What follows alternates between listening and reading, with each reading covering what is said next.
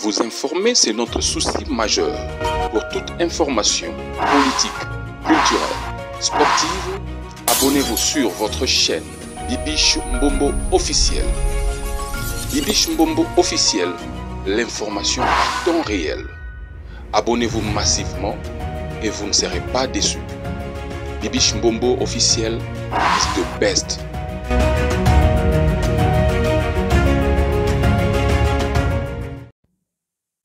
Vous informer, c'est notre souci majeur, mes amours. Est-ce que ça va chez vous? Bienvenue sur votre chaîne Bibiche Mbombo officielle Ligue de Champions. Alors, merci beaucoup d'être connecté sur ma chaîne. Si c'est votre première fois, n'hésitez pas de vous abonner, de partager, de cliquer à la cloche de notification pour ne rien rater. Merci beaucoup. Nabato Bazo encouragé. Bisso partout où vous êtes en tout cas. Merci vos encouragements. Et en réseau, ça là, ce que tout avancé. Merci énormément. Alors, les loyaux, Toeli Bino, news, kakande to mesana, ko informer Bino en temps réel.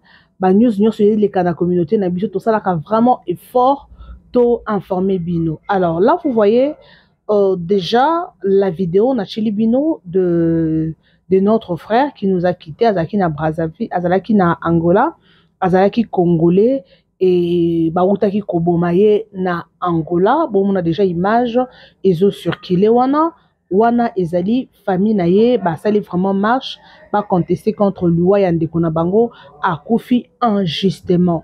Nazo chila bino vidéo bino bolanda explication ya liwa na ye. Restez toujours connectés et suivez la vidéo jusqu'à la fin. Un grand merci surtout na bato ba soutenir nga na ba conseil, ba appel, encouragement na bino yangonde ezopesa biso makasi. Et l'autre vidéo de l'autre côté, vous voyez, ezali vidéo ya jeune fille moko boye mobali atelier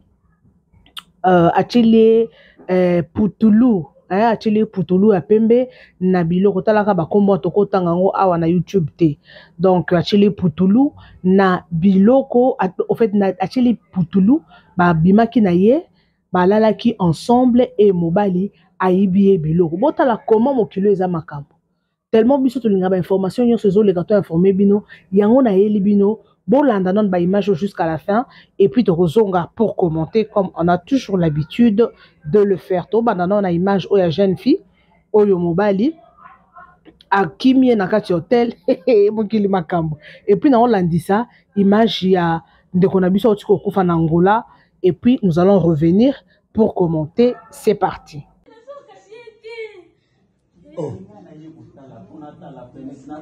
Yo oyebi place ozi mobali ozi ewapi mobali yango azali nini azalaki monene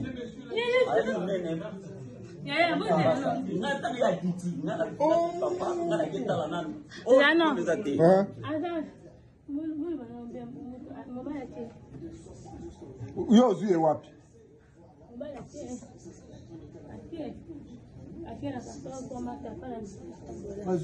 là combien? 1200 $.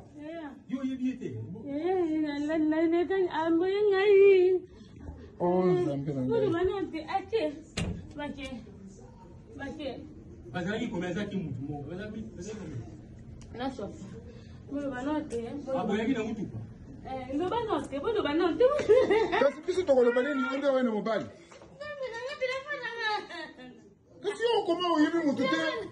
Kasi yo oyebi mutu te, oyena mutu awa. Kasi ozo ewapi? Kasi biso toza bato ya hotel.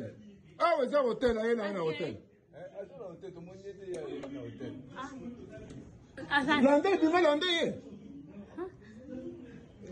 Zobino ko lande ye place ya bozomaki.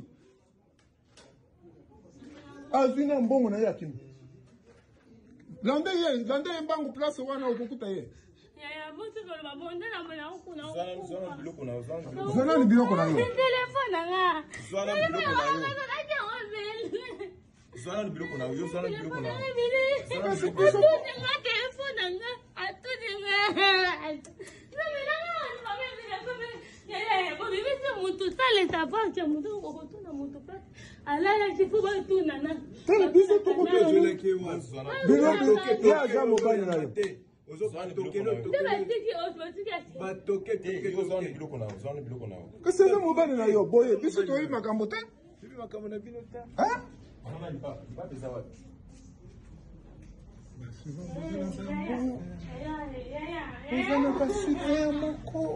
Deux Congolais sont morts, deux mauvaises nouvelles la famille, deux de nos frères congolais Caleb et Josmi Kazadi ont été tués, l'un au Congo et l'autre en Angola, je t'explique tout. 1. Caleb était un jeune Congolais serviteur de Dieu et chantre qui vivait en Angola vers Petrangol. Il était agent de Paris Foot et un jour une fille s'est pointée pour jouer mais malheureusement elle n'avait pas d'argent. C'est alors qu'elle demanda à Caleb de jouer à crédit. Avec son bon cœur, Caleb a quand même fini par accepter et au moment de payer la dette, la fille a commencé à le faire danser. Caleb fâché s'est donc décidé de lui confisquer son téléphone chez elle à la maison. C'est alors que la fille a crié au voleur et la population a intervenu pour le frapper, le lancer des jets des pierres et des bâtons. Ils lui ont cassé tous les os et il a fini par succomber quelques temps après. Notre frère Caleb a donc perdu la vie. La famille s'est retrouvée à la rue avec la Bible à la main tout en criant à la justice de Dieu et que les auteurs de ces crimes ne seront pas épargnés par les châtiments des dieux. D'après l'un de nos témoins, l'un des hommes qui l'a abattu est mort hier. Nos condoléances à la famille, nous avons été touchés par cette nouvelle. Pareille chose ne doit en aucun cas se reproduire. La justice angolaise doit se saisir de ces dossiers et l'ambassade de la RDC en Angola doit également suivre cette affaire de près. Justice pour Caleb. À tout à l'heure, on parlera de la mort de notre frère Josmi. Et n'oubliez surtout pas notre rendez-vous pour le 27 juillet 2024, Explo Célébration au Stade de Martyr avec le pasteur Mike Kalambay. Abonne-toi si t'es entendu dans la forme.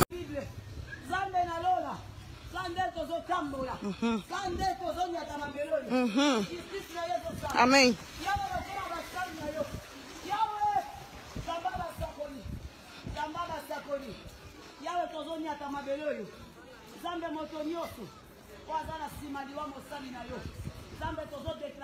Amen.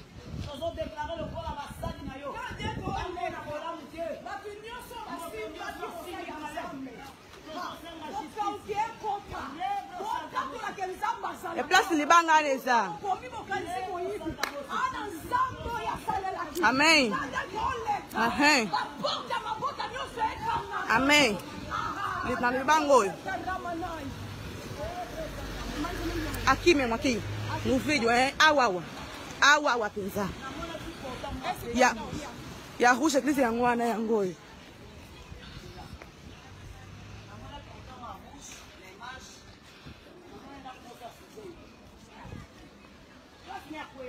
Awawa. Na katikati hawa. Awawa. Aqui.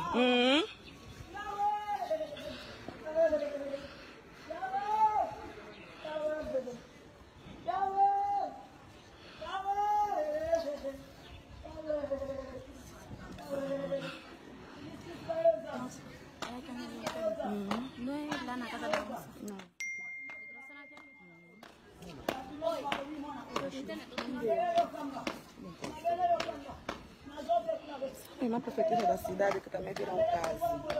Viram orar para isso. Porque estavam a dizer que supostamente uma das filhas fugiu. E a polícia, nesse que, como está a situação? A polícia está lá a proteger a casa da senhora. Para não vandalizar, né? Yeah, passou lá à noite a polícia. E a senhora já apareceu? Já deu cara? A senhora já apareceu. Prenderam ela, mas largaram. Prenderam só uma filha e falta outra. Que estão a dizer que é a principal causadora disso. Yeah. E as pessoas que bateram? Se o presidente mesmo saiba, o doutor do Seba, ele tem que demonstrar também com quem ele bateu. Não pode ser condenado sozinho. Você foi bem maturo, isso aqui não... Amém. A tua justiça, papá. Yes.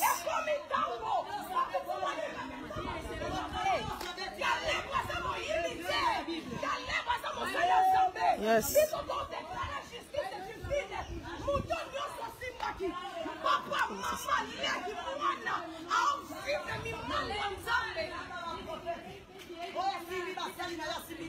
Yes.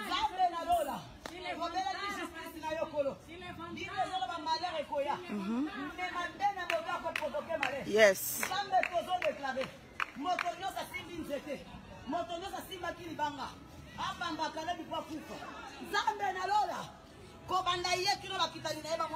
Amen.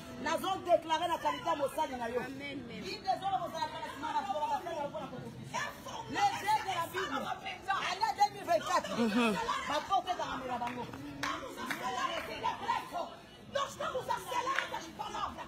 Todo aquele que se manifestou, que bateu o calebre, pensando que era tudo, até o último suspiro, e a justiça de Deus se manifesta em cada casa. Vamos despertar.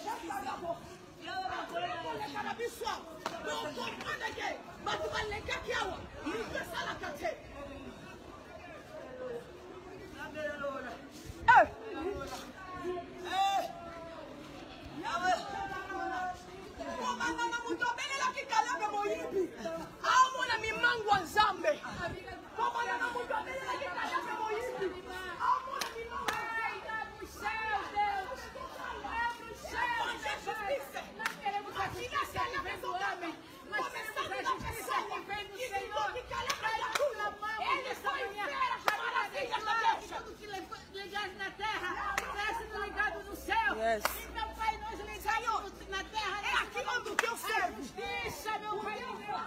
Pai da glória, foi nesse lugar onde acabaram, meu Deus, com a vida do teu servo. Que clamou, Pai, clamou essa justiça. Que te buscou. Vidas foram transformadas. Yes. Aham. Vidas foram tocadas. Através de Caleb, ele caiu até morrer. Nós estamos terra, terra, ouça a minha voz, terra, ouça a minha voz, todo aquele que pegou no pau, todo aquele que se confiou, Confundo os pensamentos do homem, confundo os pensamentos do homem, foi nesse lugar,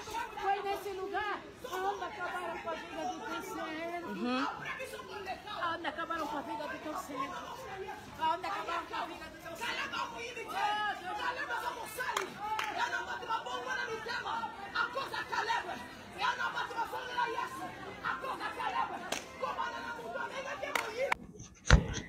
Oh là là, j'espère que Bino Moro Bolandi, vidéo à Liboso na chéri Bino, ça fait très mal. Et ça l'a passé pour la jeune fille na Bisso, na Congo, DRC, South Africa, au fait na Congo, parce que image na chéri Bino et ça a mis na kin, bandeko, bana basi, il faut bakuta na randa makambo boye pour y apprendre bango. Okuta na mobali, oyebi mobali biente, okuta ni na ye, po alingio boki hotel. Siko mobile on hotel obi ke lisolongo na soni na kanda na posa ko seka na kanda. Donc amemi mobile amemi en hotel tellement mibala mikolo ba koma lo koso ba bi ke bana basi bana bambongo.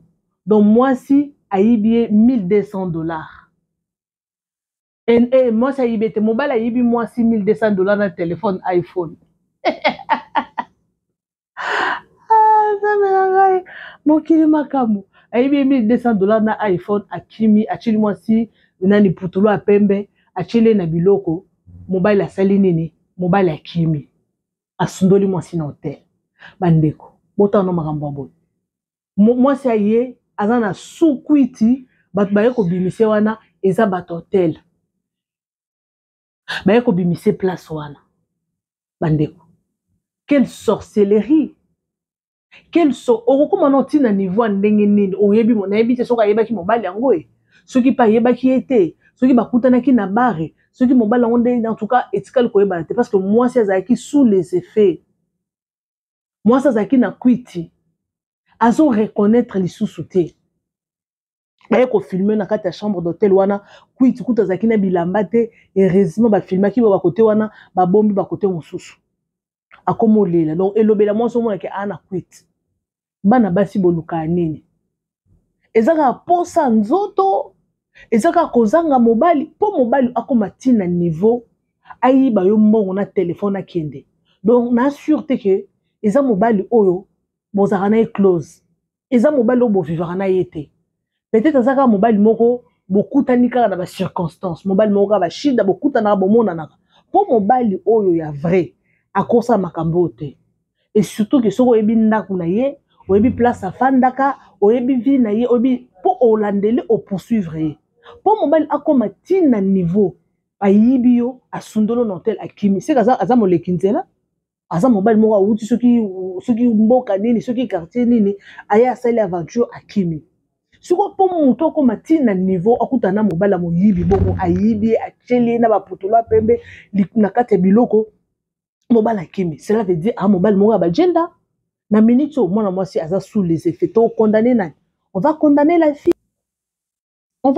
la fille parce que c'est la fille ndeye moko azali victime ya buzoba na ye aza victime ya on appelle ça comment aza victime ya on appelle ça comment victime ya I don't know moi na lobe s'échapper ba fille faut beaucoup na ba makambo okuta na mutu bon parce que ezala bongo mutu mususu po yeba e première il y a toujours une première fois oyebi ete allez o apprendre ko yeba e mais ce ko yebi non mutu te comment au courage pour na kokende tina mutu wana na hôtel en plus oyebi oza na mbongo $1200 wana et ko zape azane fi moko debriera na ye alukane ba mbongo ne $1200 ne ko zape mbongo na ya business et ko za mbongo na sala mahamu na ye siko kute na mobali ya moyibi aya yibi yo est-ce que bobi ke basi ya miyibi bazalaka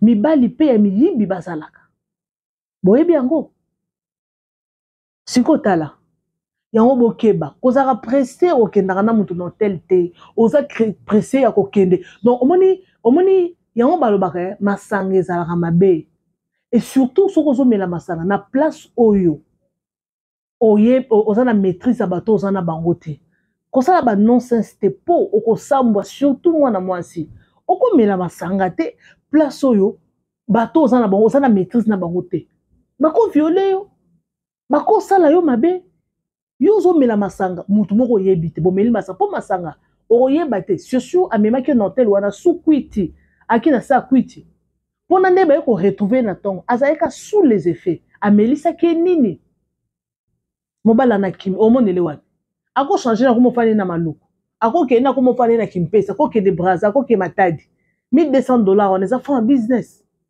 eza mbongo ebele ako voyager nango ako kende ako sani manga mususu tala siko o nyonso bana basi il faut bozala mayele il faut boyeba makambo il faut apprendre pour la minute on va condamner les garçons parce qu'ils ont moyibi mais la fille elle a part de responsabilité makambo il faut comme la ba fille oza yomoko oza kana lo conscience oza na mobali tala likola oza na mobali po na minute on va condamner le garçon parce que toyebi était mais la fille bon il faut besoin un raisonnement on a eu ça qui bino to mais kana ko réfléchir ensemble na loba qui on déjà na débit na bandela ngo lisusu po muto ko matina niveau ya koyiba muto sundoli mwasi na hotel okay oyibi mwasi na mbongo na iPhone to ebite biso basi na ba téléphone na biso ba photo ezalaka et surtout ezala basi musu ba message ko tia ba photo ba vidéo mabe ba photo mabe na minito aolela non mbongo te peut-être olela ba vidéo ezana kati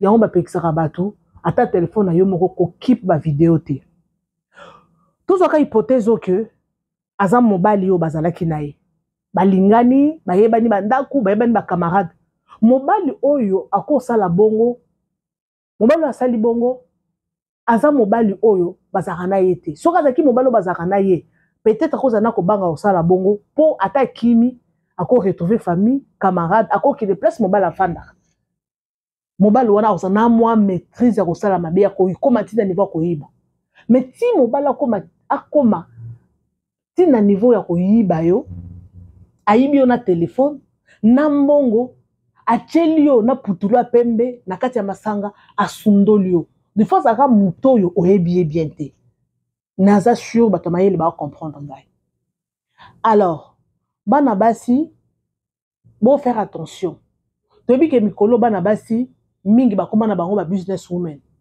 bana basi bakoma koluka siko na makambo bana basi bakoma koluka mibali pe alokoso baprofita ya trop alors nde baprofita ya trop wana bana basi bakoma na mwa légèreté abike so akuteka na mobali moko boye mobali na lingi akosikosi na bolingo yepa mi pesi or ba garçon bakoma landela ba intérêt bo be careful bo faire attention $1200 eza na ngombongo ebele mais ekati yo maboko te okoluka no mbongo mosusu mais il faut koyebaka mobali ne okobima na ye alors po to chite na sujet na biso ya ndeko na biso oti kokufa na Angola j'espère que bolandi ndeko na biso wana azaki mosali ya nzambe na Angola ka ndenge ezalaka aza 50% congolais 50% angolais ando servi nzambe na église aki mosali ya nzambe na église ka nde bomonaki na video na tielaki bino na début wana alors esali ke sœur moko boye la fille bomoni ba photo na tieli bino la fille asengi ye au fait adefaki la fille adefaki garçon auti kokufa adefaki mbongo siko ye ake po asenga la fille mbongo la fille akomo compliqué tellement mbongo ewumelaki alors nako discuter wana aboteli téléphone na bino nazokango téléphone likolo mbongo nanga la fille amoni ke garçon na botoli téléphone ndako moganga moyibi ayibinga téléphone moyibi bana karasi ba yokaka te tellement zaki na téléphone na maboko bango bayebi te ke no bayebandi kobeta garçon ata kotuna te babeti abinaza moyibi te la fille pe émotion azomona ka nde bazobeta garçon tellement babeta ke makasi garçon akokaki te il a succombé akufi nde bomonaki garçon video na chelaki bino na début wana eza ya famille na ye baolela bandeko ne baolela justice ya nzambe esalema akufi injustement donc akufi na kobeta tellement babeti mabanga babeti banzete babeti biloko be babeti ndo moni la fille akufi et les garçons pardon akufi alors mboka mopaya bato babomaka batukula na Angola babengaka bana komo na mona ki ba Facebook babengaka bango alors pour nanga na koloba ezaki liwa moko et tant que biso ba chrétien ezaki eloko moko c'était déjà préparé la nuit parce que soko lobi otala ndenge moto akufeli na normal ekosala mamba moko boye te na normal ka boye pour na minute wana soki pa alobaki no te bozana apesa bino explication peut-être balinga ba se calmer ou bien la fille alinga alobaki no te amoyibi te na yebi ye aosenga nde nyongo balinga ba stopper mais ndenge makambo ekendeli ekomi tina niveau babeta ye akufa donc spirituellement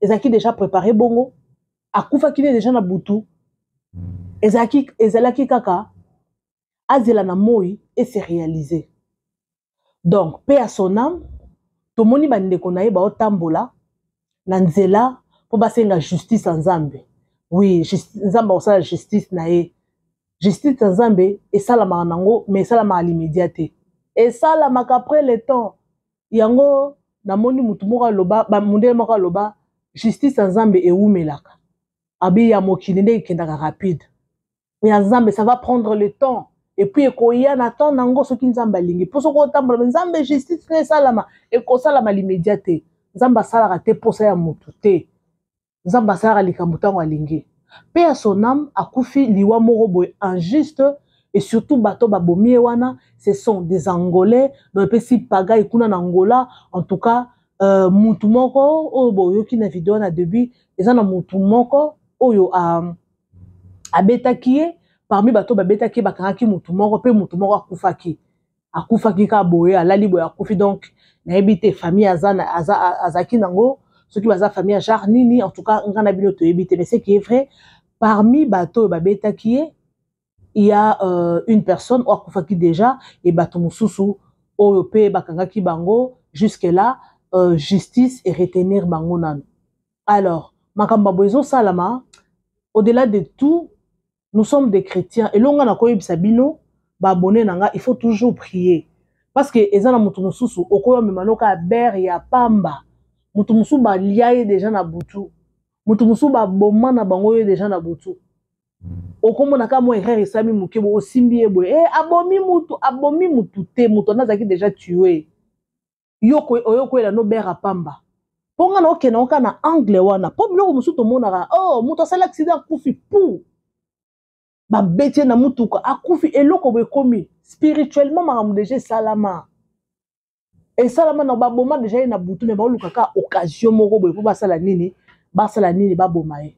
Alors paix à son âme tomoni bandeko na ye ba prophète ba prophétesse bazo sambela baola na mabele nzambe asala oui nzambe asala ka justice na ye na fi wana pe oyo asali ke abela ye moyibi ponanga na okena ona dimension ya bato baza bato ba réfléchir bien et puis bato basambela baza pe trop spirituel pona normal betoko lobake asali mabe fiana zandoki asali mabe oui fiana zandoki asali mabe mais ce qui pour le bon okende pas la fille autour dans la fille qu'est-ce qui s'est passé et loko nini esali que mutu oyo yebe bele moyibi peut-être obeta monoko peut-être oyebiso na yeba kite na comprendre pekete bato pe ba uta ki wa po eloko bese eloko moko eza normal te atakuto eloko bongo ozela te que no pasteur a pese explication te komona ka yo moko boy muto yo sengo nyongo ta ningeza la discussion na moto le téléphone tu ko futanga mbongo na ngai bala moko ko mobella moyibi bana ka te ba betiye na mundu ki kutute ba betiye ka ba nzete mabanga akufi.